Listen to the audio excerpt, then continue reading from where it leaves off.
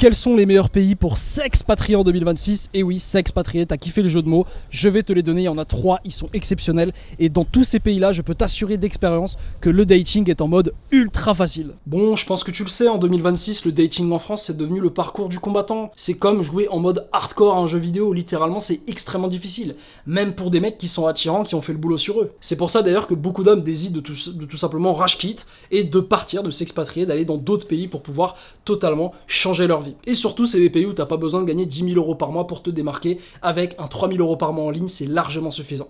Et on va commencer avec le premier pays, celui dans lequel je suis, on me demande souvent. Je suis au Paraguay, Asunción. Tous les hommes que je vois venir ici au Paraguay, ils ont du succès avec les femmes. Mais notamment quand j'étais dans mon ancien édificio, donc un édificio qui était un peu moins cher parce que j'avais pas d'argent à l'époque, je vois un mec, donc je rencontre un mec qui est américain, vraiment le gars il venait de Seattle, c'était une sorte de Renoir, il était pas très grand, tu sais, il faisait ma taille, il faisait 1m70, et le mec, tu sais, c'était un fumeur de marijuana, il était toujours chuté, des yeux comme ça, il avait un physique du coup tout maigrichon, le mec était perdu, il parlait à peine espagnol, je me dis bon lui, il doit galérer dans le dating market, tu vois. Eh bien non. Ce mec-là avait trouvé une Paraguayenne. Et c'est pas le seul, j'ai vu plein d'autres mecs qui sont vraiment pas beaux, des mecs qui, sincèrement, disons-le, s'ils étaient en France ou dans leur pays, tu sais, au Canada ou aux États-Unis, il y aurait rien du tout.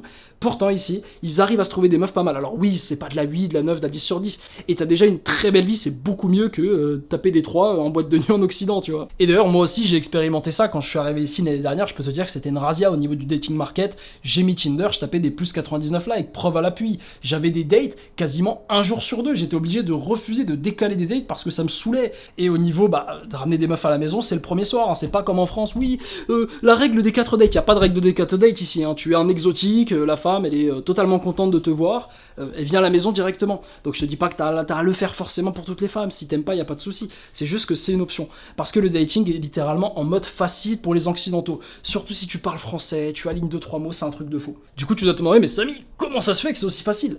Parce que numéro 1, le côté exotique, je t'en parle toujours. Le plus dur dans le dating market, c'est de se démarquer. C'est pour ça qu'on est, en tant qu'homme, on va à la salle. C'est pour ça qu'en tant qu'homme, on essaie de bien s'habiller, de mettre des bijoux, on se fait des tatouages.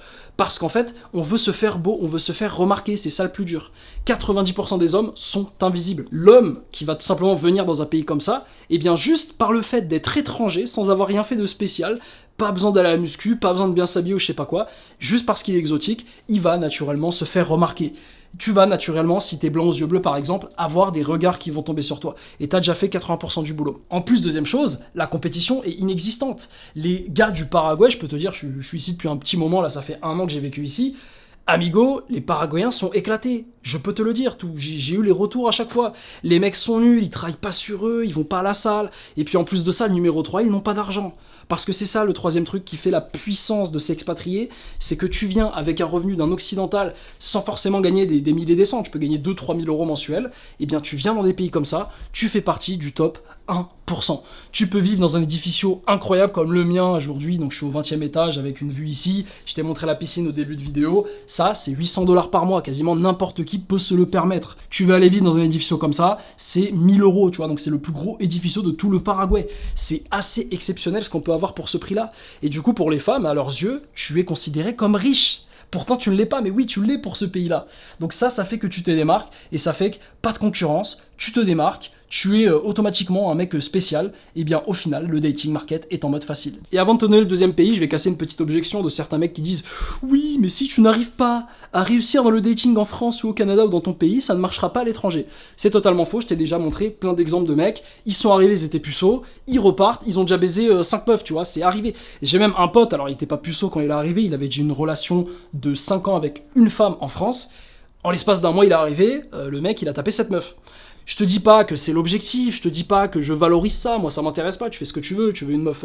Moi par exemple, je suis en couple, mais je veux dire, si t'es ici, toi, dans une optique de te faire plaisir, de prendre de l'XP, c'est extrêmement facile et faisable, comparé à d'autres pays. Maintenant, je vais te donner le deuxième pays. Là, je t'ai parlé, le Paraguay, c'est le pays le plus facile, tout simplement, d'Amérique, en tout cas d'Amérique latine, pour date. Et bien, le deuxième pays, c'est tout simplement la Thaïlande. La Thaïlande, j'ai envie de te dire pour 2 raisons. La première, pour les mêmes raisons que je t'ai données pour les Paraguayennes.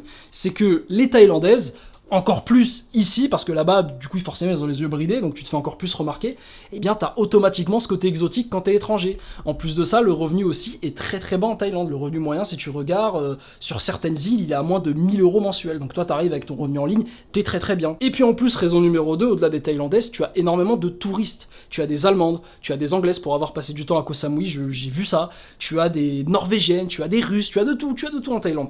Et en fait, ce sont des femmes qui, contrairement à quand tu vas aborder une meuf random dans la rue qui sort du métro où elle a pas envie de te parler, elle veut juste aller à son taf, c'est normal, eh bien les femmes en Thaïlande sont vraiment dans le mood d'avoir des relations. Parce que qu'est-ce qu'elle fait la femme qui est en Thaïlande, la femme moyenne, attention, elle va en Thaïlande pour des vacances, elle y va avec ses copines, et qu'est-ce qu'elle veut ? Elle veut pouvoir s'amuser, elle vient pour s'amuser, elle vient pour kiffer. Et surtout, ce qu'elles veulent, les petites anglaises, c'est revenir avec une histoire. Dire, ah bah j'ai rencontré un Français, au final je suis allé chez lui, on a fait des trucs et tout. C'est ce qu'elles veulent. Et au final, c'est pour ça que ça devient facile, même si toi t'aimes pas les Thaïlandaises par exemple, t'as plein d'étrangères qui vont là-bas uniquement pour ça. Donc vraiment, la Thaïlande, en plus de ça, tu peux avoir un lifestyle de porc, donc je recommande. Et puis en plus, c'est magnifique, il fait beau à l'année, quasiment, tu manges tous les jours dehors, tu te mets bien, les dates ça te coûte que dalle, ça aussi c'est un gros avantage. Et puis troisième et dernier pays, alors que c'est un pays que je n'ai pas testé personnellement, mais j'ai eu tellement d'écho par rapport à ça, c'est troisième pays, Bali. Bali, c'est le troisième pays où c'est le plus simple pour gérer. Pour principalement, donc les raisons que je t'ai données, encore une fois, ça se répète, les locales forcément, t'es exotique, t'as un bon revenu, donc forcément elles sont attirées, et en plus de ça, les touristes visiblement seraient très chauds de là-bas, parce que Bali c'est vraiment la ville par excellence de vacances, où on kiffe, etc.